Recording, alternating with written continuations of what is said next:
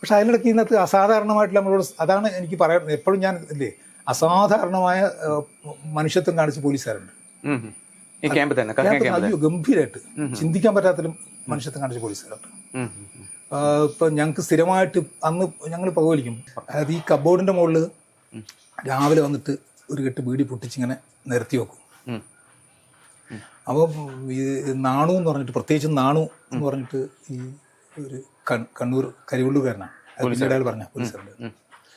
അയാൾ എനിക്കിപ്പോൾ ഓർമ്മയുണ്ട്. അയാൾ നമ്മൾ ഇടിക്കാനൊക്കെ വരുന്ന സമയത്ത് അയാൾ ഡോറിൻ്റെ മുകളിൽ കൈ ഇങ്ങനെ വെച്ചിട്ട് ഒറ്റ ആൾ കയറി പോരെന്ന് പറയും. സാറിന് പോലീസുകാരനാണ്, ഇതെൻ്റെ ഡ്യൂട്ടി സമയമാണ്, നിങ്ങൾക്ക് തല്ലാനുള്ള യാതൊരു റൈറ്റുമില്ല പറയും.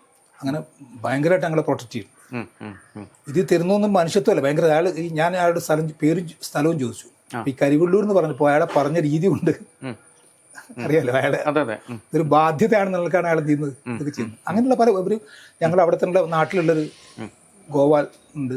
പിന്നെ കുറേ പോലീസാണ്. ഒരു പയ്യൻ ഉണ്ടായിരുന്നു, പാവം കയറിയ പയ്യൻ എന്ന് പറഞ്ഞാൽ നമ്മളെ പ്രായം ഉണ്ടാകും കേട്ടോ. അന്ന് പയ്യൻ പോലീസിൽ പയ്യനായിട്ടുള്ള ഇവിടെ ഉള്ളൊരു ഉണ്ടായിരുന്നു. ഞങ്ങൾക്ക് അയാൾ പുകയൊന്നും വലിക്കില്ല പയ്യൻ.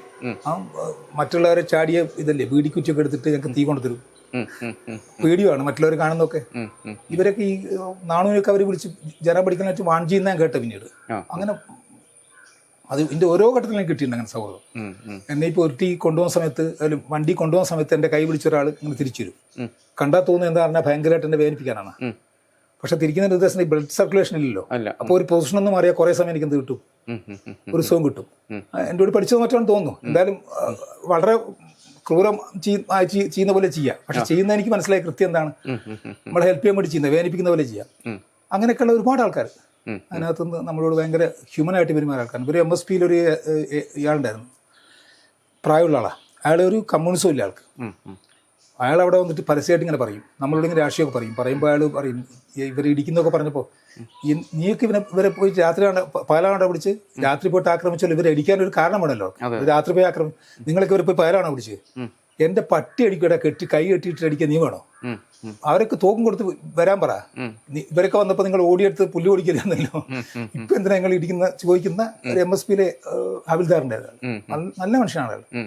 അയാൾ വെറുതെ വാചകം ഇടിക്കില്ലെന്ന് എനിക്ക് മനസ്സിലായത് പിന്നെ ഒരു പ്രത്യേക ഘട്ടത്തിൽ ഞാനിങ്ങനെ ചിലപ്പോൾ അവിടുന്ന് റെസിസ്റ്റ് ചെയ്യുകയൊക്കെ ചെയ്യുന്നു.